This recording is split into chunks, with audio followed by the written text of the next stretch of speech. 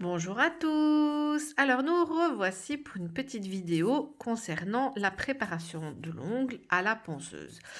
Alors, j'avais déjà fait une petite vidéo sur la préparation de l'ongle entre guillemets manuel, donc avec un petit bâton de bois ou un repose cuticule, tout simplement, pour celles qui ne savaient pas utiliser encore une ponceuse.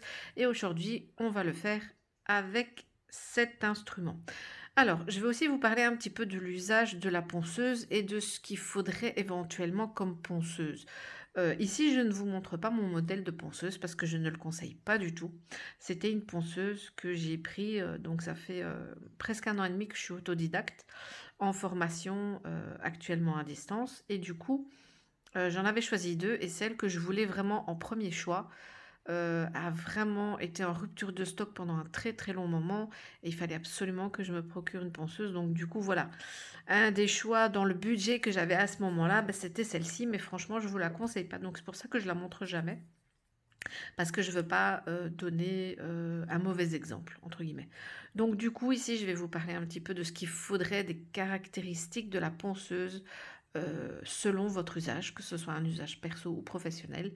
Et je vais vous parler un petit peu des embouts, de la manière dont utiliser la ponceuse.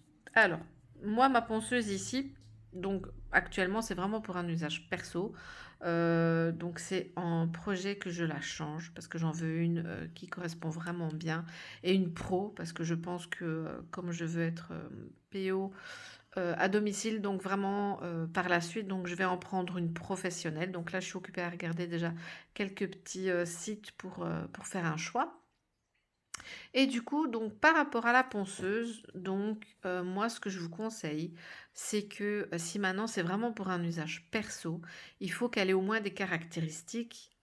Qu'elle ait au moins entre 20 000 à 25 000 tours minute. Donc ça, c'est un minimum pour un usage perso. Et le minimum, c'est 40 watts. Donc celle-là, elle ne fait pas 40 watts, donc elle vibre. Vous allez l'entendre un petit peu, elle vibre et elle fait quand même un peu de bruit. Après, le bruit ne me dérange pas plus, mais c'est vrai que quand on ne sait pas manier une ponceuse et qu'elle vibre, ça peut, comment je vais dire, ça peut provoquer des petits dégâts avec une mauvaise utilisation. Donc, pour un usage perso, entre 20 000 à 25 000 tours minute et un minimum de 40 watts, avec éventuellement, et ce qui est le mieux dans tous les cas, une double rotation. Ça veut dire que vous allez avoir un sens forward, donc pour aller pour les droitiers en général, et un sens reverse pour les gauchers. Donc ça, en général, n'importe quelle ponceuse, il faudrait avoir une double rotation. Si maintenant vous voulez plus aller vers un usage professionnel, donc elle devra avoir comme caractéristique entre 30 000 et 35 000 tours minute, avec 35 000 tours minute conseillés, et un minimum de 60 watts, avec toujours une double rotation, bien sûr. Après, ce que vous devez aussi savoir, c'est que par rapport aux embouts, alors ici vous avez plusieurs embouts, en général avec les ponceuses qui vous sont fournies, pas celui-là parce que c'est encore à part, vous avez toujours un petit boîtier comme ça, avec ces embouts-là. Alors moi, ceux-là, je les ai jamais utilisés. C'est vraiment l'embout Emery que j'utilise. Alors l'embout Emery, c'est un embout qui est très très pratique avec lequel moi je fais mes déposes, entre autres, parce que je suis habituée. Et donc les Emery, ce sont ces petits embouts-là. Donc normalement avec votre ponceuse, moi en tout cas avec celle-là, j'avais reçu 3 sachets avec plein d'embouts Emery différents, 3 grains différents. Et du coup, à chaque fois, vous utilisez un grain pour chaque utilisation spécifique. À savoir que vos embouts Emery, c'est un usage unique. Ça veut dire que là, juste avant, j'avais fait une dépose. J'ai fait une dépose complète. Et donc celui-là, après, juste, il va être mis à la poubelle directement. Mais très très important que quand vous faites sur clientèle, amis, famille, n'importe, usage unique. C'est pas, moi, je les désinfecte pas. Je les jette directement après que je les ai utilisés. Alors, j'avais acheté d'autres embouts, principalement sur AliExpress. Donc, j'avais des petits embouts comme ça. Que c'est vrai que j'utilise rarement. Je pense qu'une fois j'ai testé, mais pas plus. Et ces embouts-là. Alors, ici, j'avais acheté aussi un petit kit sur AliExpress également. Donc, que j'adore particulièrement. Donc, ici, il y a ce petit embout-là. Ben, je l'utilise un petit peu pour matifier l'ongle naturel, mais je le fais très très rarement. Je préfère le faire manuellement avec une lime. Et j'ai ces embouts-là. Alors, pour être honnête, cet embout-là, je l'utilise un petit peu. Celui-là, très très peu, mais de temps en temps. Alors là, vous avez deux petits embouts boules, un tout petit et un plus gros. J'utilise plus le fin que le plus grand. Alors, un embout vraiment très très très pointu que j'utilise, mais faire très très attention parce qu'au tout début, quand je n'étais vraiment pas très très concentrée, j'ai pu me faire très mal avec celui-là. Donc faites très très attention. Et un embout flamme. Donc vous allez voir dans la préparation de l'ongle que je vais faire que pour les cuticules, donc moi j'utilise l'embout flamme, un embout boule et cet embout là. Voilà. Et puis après je vais utiliser l'embout brosse que j'adore parce que c'est vraiment, il va vraiment bien tout dépoussiérer et ça va être nickel. Alors, à savoir aussi que pour les embouts, donc il y a aussi des embouts spéciaux droitier et gaucher. Parce que chaque embout a un sens où il y a les petites lames, si je vais dire comme ça. Et que du coup, pour un gaucher ou pour un droitier, ça ne va pas être placé de la même manière. Donc renseignez-vous bien quand vous achetez une ponceuse, selon que vous êtes droitier ou gaucher, les embouts qui vous conviennent. Alors, dans les embouts, il y a aussi différentes couleurs. Alors, vous avez l'embout noir, comme j'ai ici. Donc, les embouts, il y a plusieurs formes aussi. Donc, pour chaque forme, vous allez avoir une spécificité particulière. Par exemple, cet embout-là, il y en a certains pour la dépose, il y en a d'autres pour aller en dessous de l'ongle, etc., etc. Mais ça, j'essaierai de faire un autre tuto pour vraiment en parler que de ça. Alors, dans les couleurs, vous avez une couleur noire. Donc, une couleur noire, ça veut dire que c'est un très très gros grain. Et vous voyez que vraiment, comment je vais dire, l'espace entre chaque lame, entre guillemets, est très très gros. Donc, on voit que c'est très très gros. D'accord? Ça, c'est le plus gros grain que vous avez. Puis après, vous allez avoir le vert. Alors, le vert, comme celui-là, c'est un grain, c'est un gros grain qui est juste un peu en dessous du noir, mais qui est gros quand même. Alors, quand vous voyez donc les deux, les très gros grains et grains assez gros quand même, on voit vraiment que l'espace n'est pas le même. D'accord? Et puis après, en dessous, vous avez le bleu. Alors, le bleu, donc c'est, je prends n'importe lequel, parce que tous mes petits embouts ici, ce sont des bleus. Donc là, c'est vraiment un grain moyen. Donc en général, quand vous allez débuter, on va soit vous conseiller un rouge, ou alors, si maintenant vous commencez à être à l'aise, un grain moyen. Alors justement, en parlant du rouge, ben, c'est un grain fin. Donc si on doit un petit peu comparer par rapport au gros grain, bon, on va vraiment voir la différence entre les deux. Grain fin et un gros grain. Et en tout dernier, vous avez les jaunes. Alors ça, c'est un grain très très fin. C'est un grain qui est plus fin que le rouge. Et si on met les deux l'un à côté de l'autre, on va bien voir la différence. On voit que celui-là est beaucoup plus fin que celui-là. Donc voilà. Donc en sachant que, voilà, quand moi j'ai commencé à débuter, moi j'ai vraiment pris un grain rouge et qu'au fur et à mesure, quand j'étais vraiment à l'aise, ben, j'ai continué avec les bleus. Et maintenant, avec les bleus, ben, c'est tout ce qui me suffit. Alors ça, j'avais aussi acheté sur AliExpress. Alors, c'est vrai que je ne l'ai pas trop utilisé, j'en avais plusieurs. Mais je trouve que c'est toujours bon d'avoir plusieurs embouts comme ça. Ça peut servir en cas de nécessité. Alors, pour les embouts, on a aussi des matières différentes. Donc, vous avez 5 matières différentes. Vous avez les embouts diamants, les embouts métalliques, les embouts céramiques, les embouts en titane et les emeries. Alors, ici, ce sont les emeries, d'accord. Moi, je les conseille toujours parce que c'est toujours utile et que du coup, c'est toujours à avoir. Alors, moi, personnellement, c'est plus les métalliques et les emeries et quelques-uns titane. Mais les diamants et les céramiques, non, j'ai pas encore essayé pour être franche. Et donc, du coup, voilà. Mais il faut vraiment bien choisir vos embouts. Après, il y en a qui auront plus d'affinité avec certains embouts que d'autres. Il y en a qui vont aimer les céramiques et d'autres non. Donc, c'est un petit peu à voir, à tester ce que vous aimez bien et ce que vous préférez travailler avec. Alors, par rapport à la ponceuse, ce qu'il faut savoir, c'est que la ponceuse en elle-même ne fait pas mal, au fait. Parce qu'il y en a beaucoup, quand ils utilisent leur ponceuse, ils disent oui, mais la ponceuse, elle me fait mal parce qu'elle chauffe. Au fait, quand ça chauffe, c'est nous qui avons les mauvais gestes et qui faisons une mauvaise utilisation de cette ponceuse.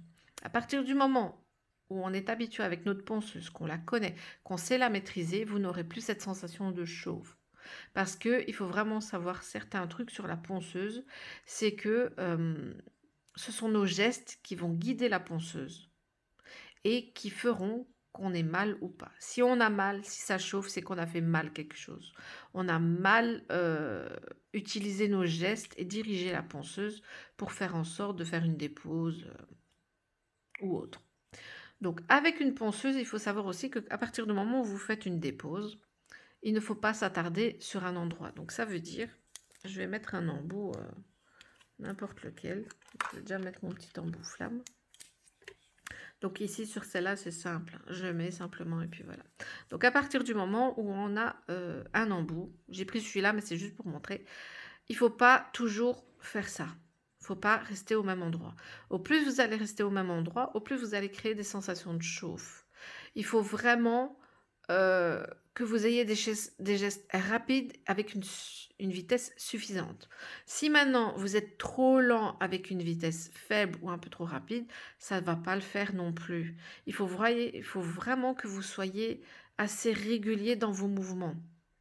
Voilà, du coup, à partir de ce moment-là, vous allez voir que ça ira très très vite et qu'il n'y aura pas de souci. Si maintenant, vous êtes un peu trop lente avec une vitesse faible, normalement ça chauffera un peu plus. D'accord? Donc tout dépend de vos gestes et de votre rapidité. Ce qu'il ne faut pas faire non plus avec une ponceuse, c'est faire des cercles. Ça, il ne faut pas faire parce que ça va vous créer des vagues et des bosses et du coup, c'est pas ce que vous voulez. Et si vous ne savez pas où vous en êtes par rapport à votre dépose et par rapport à votre ongle naturel, vous pouvez vous faire des bosses et ça va pas être évident à rattraper par la suite. Pas évident du tout parce que vous allez abîmer votre plaque naturelle de l'ongle et du coup, vous allez vous faire des très très gros dégâts. Ce qu'il ne faut pas faire non plus, c'est des allers-retours. Donc comme ça. Donc à partir du moment il y en a qui commencent du haut, il y en a qui commencent du bas. Ça, c'est à vous de voir votre manière de travailler. Moi c'est plus du haut vers le bas en général. Donc du coup, à partir du moment où je mets ma ponceuse en route, ah ben hop, et puis voilà.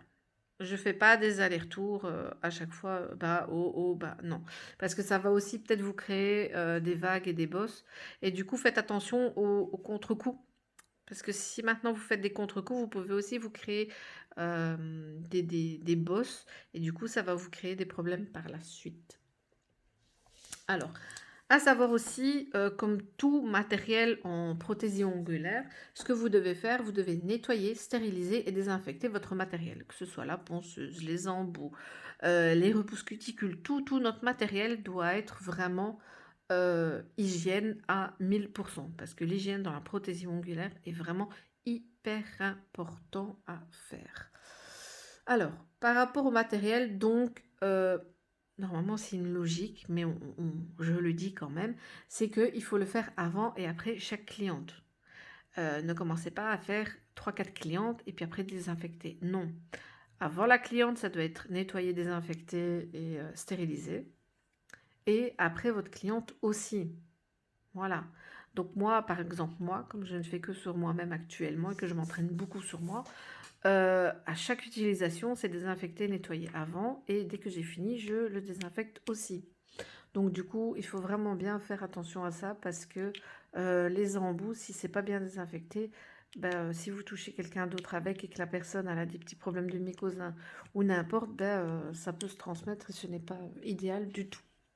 Alors, Que ce soit pour le matériel ou pour les embouts aussi doivent être désinfectés, stérilisés, hein, avant et après chaque cliente. C'est très, très, très important. Donc voilà un petit peu en gros pour la ponceuse. Donc là, j'ai vraiment fait un petit tour vite fait pour vous donner les notions de base, parce que je trouve que c'est quand même très très important à préciser. Normalement, je referai un autre tuto d'ici quelques temps plus approfondi sur la ponceuse, et je le ferai vraiment quand j'aurai ma nouvelle ponceuse. Comme ça sera plus facile à montrer, et avec un bon exemple surtout. Alors maintenant, nous allons voir par rapport à ma préparation de l'ongle. Alors ici, c'est ma mauvaise main. Alors voilà, parce que là, ça fait quand même un petit temps que je l'ai refait et que je les change à chaque fois. Donc ici, comme il fallait que je refasse celui-là, donc du coup, j'en ai profité pour vous montrer ma préparation de l'ongle en même temps. Alors j'ai fait exprès de le laisser comme ça, hein, d'accord? Donc, moi, ce que je fais aussi toujours un petit peu, donc à partir du moment où j'ai fait ma dépose, donc je redonne un petit coup de désinfectant, voilà. Et puis, donc avec mon petit bâton, on repousse les cuticules en poussant vers le haut, parce que le but c'est de les soulever, voilà. C'est ma mauvaise main, mais quand il faut... Alors vous voyez, quand je fais ça et que je soulève, on voit que ça se soulève un petit peu, hein. Voilà.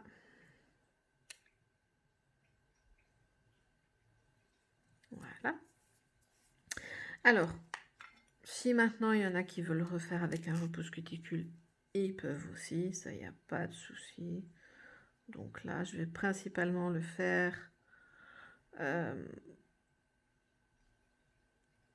Donc là, je sens que j'aurai quand même des petites peaux mortes parce que ça fait quand même. C'était une pause qui était là depuis 3 semaines, un mois, je crois, et que du coup, il était temps que je le refasse. Alors, ici, ce que je vais faire, c'est que j'ai pris mon embout flamme. Donc, c'est un grain bleu. Donc, grain moyen. Et vous le mettez à... donc, pour l'embout flamme, donc ça va vraiment... on va venir travailler les cuticules. Donc, je vais d'abord le faire en sens forward, donc pour les droitiers. Et en sens reverse. D'accord? Donc, ici, je vais le mettre à 14 000, 15 000 tours minute, parce que ça sera suffisant. Puis je vais le faire dans un tour et dans l'autre. Donc ici, je fais en plusieurs étapes. Il y a certaines étapes qui ne sont pas obligatoires, mais moi je le fais parce que c'est quand même beaucoup plus minutieux et beaucoup plus subtil, et que du coup, moi je trouve que ça va faire plus net après quand je vais faire ma pause par la suite. Alors, je la mets en route. Voilà. Et ce que je viens faire, c'est que je viens... Alors ici, je travaille avec la tête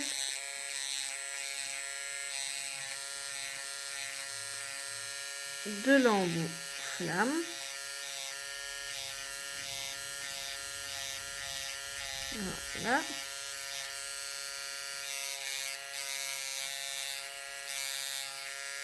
Et ça va venir enlever les petites peaux mortes.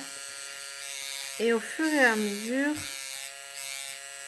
soulever un petit peu les cuticules pour que ça se dégage au fur et à mesure. Donc voilà.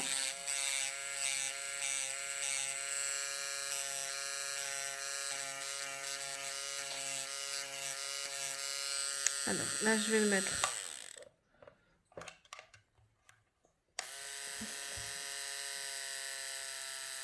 Je vais diminuer un peu.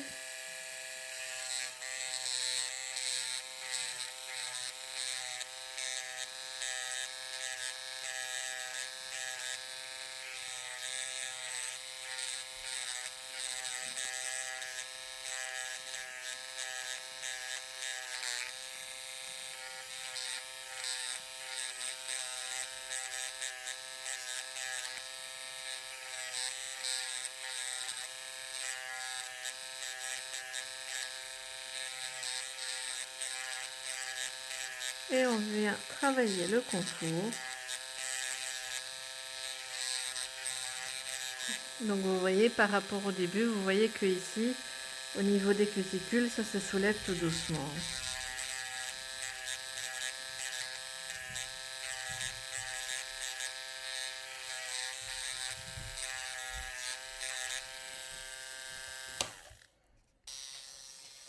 Alors, je continue. Alors, c'est un embout qui fait pas mal du tout, hein, donc voilà. Vous voyez que c'est pas rapide non plus, mais c'est pour ça que 14 ou 15 000 tours minute, c'est vraiment suffisant. Alors, ce que je fais aussi à un certain moment, c'est que je vais prendre le corps de mon embout et en fait, je vais venir ici pour repousser un peu mes cuticules et encore gagner un peu de place. Donc, je le fais doucement. Voilà. Et pour ça, je vais prendre le corps de l'embout. Voilà.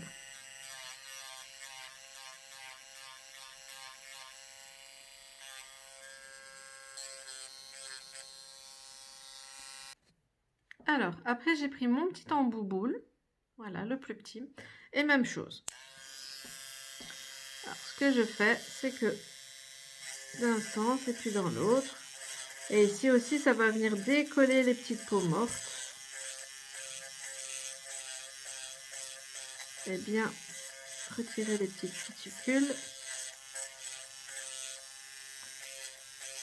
Alors, c'est un embout qui fait pas mal non plus, hein. J'aime beaucoup cet embout parce que il fait un petit massage en même temps et que du coup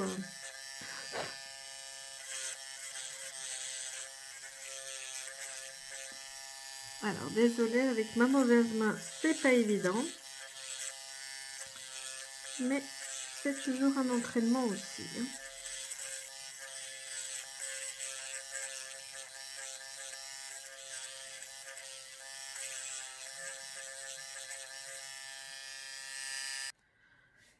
Alors après, l'embout pointu. Donc faites attention, très attention à cet embout-là. Si vous faites vraiment pas attention, à un moment d'inattention, vous regardez ailleurs ou n'importe, si vous ratez, vous pouvez vraiment vous blesser et avoir des conséquences par rapport à vos cuticules matrices parce que ça peut aller très loin. Alors ici, même chose. Donc je mets 14 000 tours minute aussi, plus ou moins. C'est pas une étape obligatoire, donc c'est vraiment à vous de voir comment se passe votre préparation de l'ongle et s'il y a besoin ou pas. Donc là, je le fais vraiment très doucement. Parce que le but, c'est pas que je me fasse mal du tout.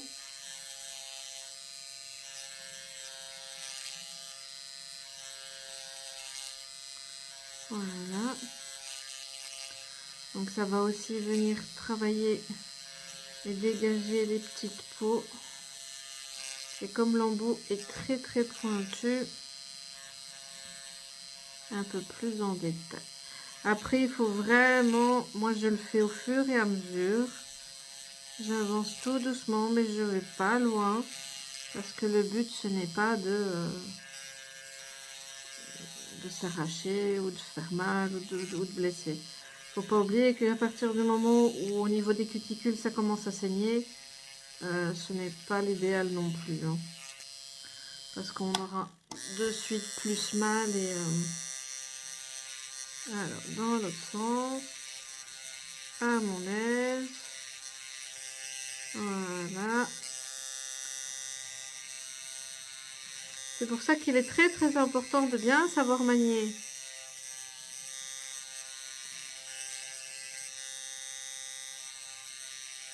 sa ponceuse, parce que sinon on peut faire des dégâts.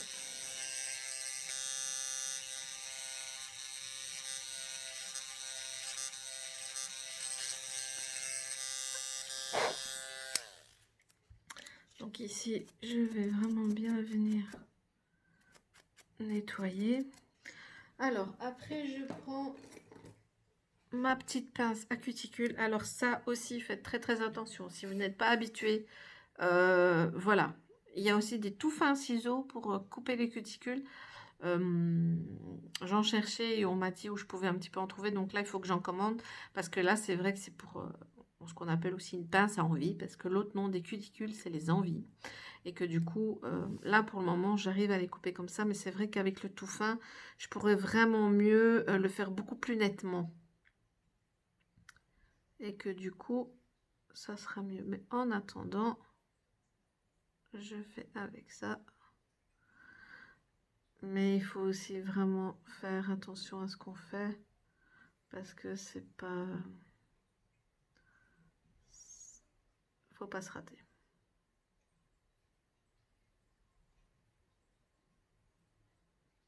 Voilà. Alors.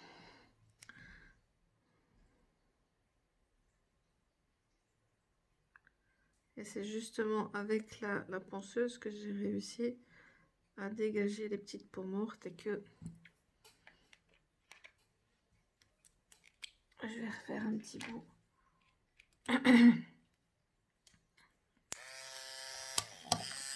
Un petit peu de bout en bouboule.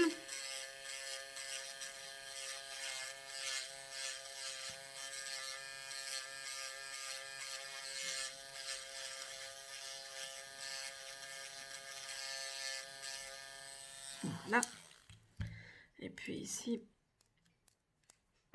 donc là, c'est propre, mais ça sera encore plus propre quand j'aurai mon petit... mes petits ciseaux à cuticule. Ça sera encore plus net. Alors ici, je vais matifier mon ongle naturel et je vais remettre en forme. Donc alors vous voyez ici un petit peu, il y a déjà une petite longueur, mais il est déjà un petit peu abîmé. Donc ce que je vais faire, c'est que je vais venir couper mon ongle. Voilà. Je vais le raccourcir déjà comme ça. Voilà. Donc je vais mettre en forme. Donc si maintenant, ça dépend de la pose que vous faites après. Si maintenant vous voulez vraiment faire pose chablon, il faudra casser un petit peu vos ongles sur le côté pour que le chablon puisse bien se mettre. Ici, je ne vais pas faire une pose chablon après, mais comme ça, je vous montre quand même. Voilà. Alors, toujours prendre pour la plaque de l'ongle naturel le côté le plus doux. Donc ça, c'est une 100-180. Le côté le plus doux et toujours le côté arrondi du côté de... Et dans un même sens. Pourquoi? Parce que si maintenant, vous faites aller-retour, vous allez ouvrir les écailles et fermer les écailles de votre ongle. Donc ce n'est pas ce qui est voulu. Voilà. Alors, juste matifier. Le but n'est pas d'abîmer votre ongle. Donc il faut vraiment que ça soit juste matifié. Donc bien à faire attention dans les coins, parce que c'est surtout ça qui... Parce que si votre ongle n'est pas matifié, après il y aura peut-être des parties qui vont créer des décollements. Et c'est souvent dans les coins ici où on peut voir qu'il y a des décollements parce que votre ongle n'a pas été assez matifié à la base. Voilà. Alors si maintenant il y en a qui veulent le faire à la ponceuse, vous pouvez le faire aussi. Hein. Ça c'est vraiment à vous de voir ce que vous voulez.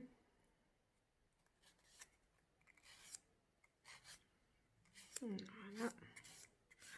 À partir du moment où vous voyez plus de côté brillant sur votre ongle, c'est bon. Donc ici, tout est bon. Ce que je vais faire, j'ai préparé mon petit embout. Une brosse.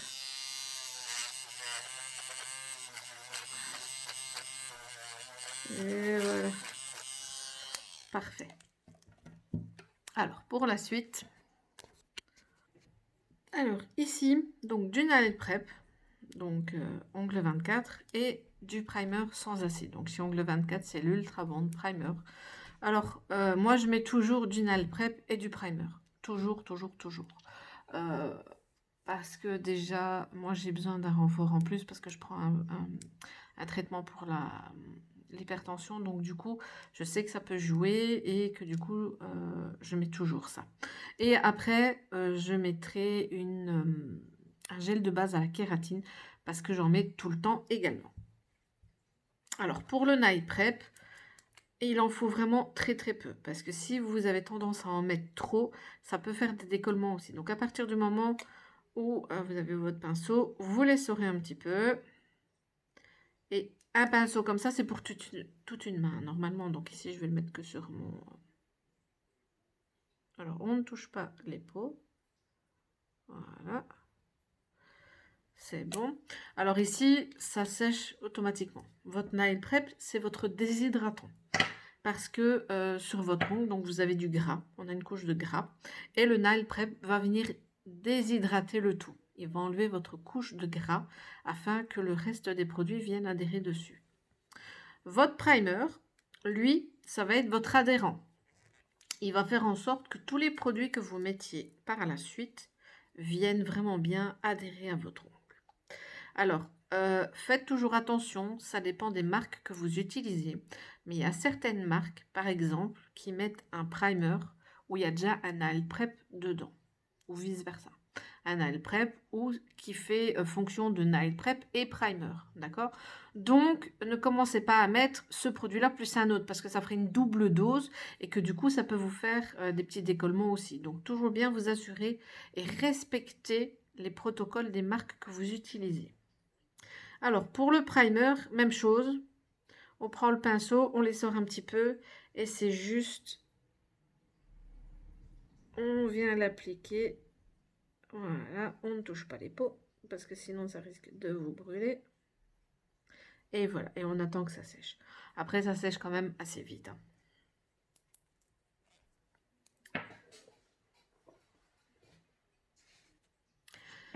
Et pour finir la préparation de l'ongle, alors, moi maintenant, après, je vais refaire une pose américaine que je vous ferai en tuto également, comme ça vous voyez un petit peu comment je procède. Donc, je vais mettre une fine couche de gel de base. Alors, moi, je prends à la kératine. Pourquoi? Parce que votre ongle naturel a de la kératine et que du coup, ça fait un renfort en plus, tout simplement.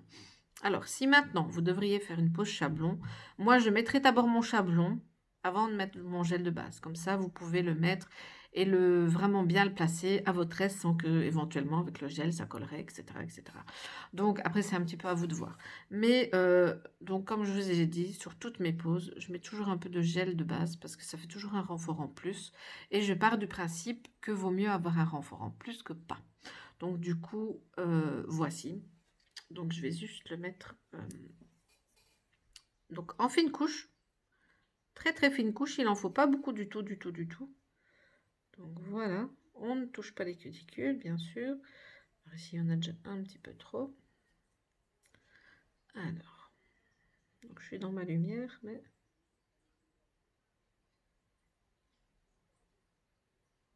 Voilà.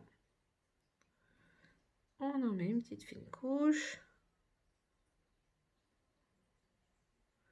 Comme quoi, travailler sur sa mauvaise main, c'est pas toujours évident. Mais ça fait un très très bon entraînement. Et puis après, je vais venir catalyser pendant 2 petites minutes. Voilà.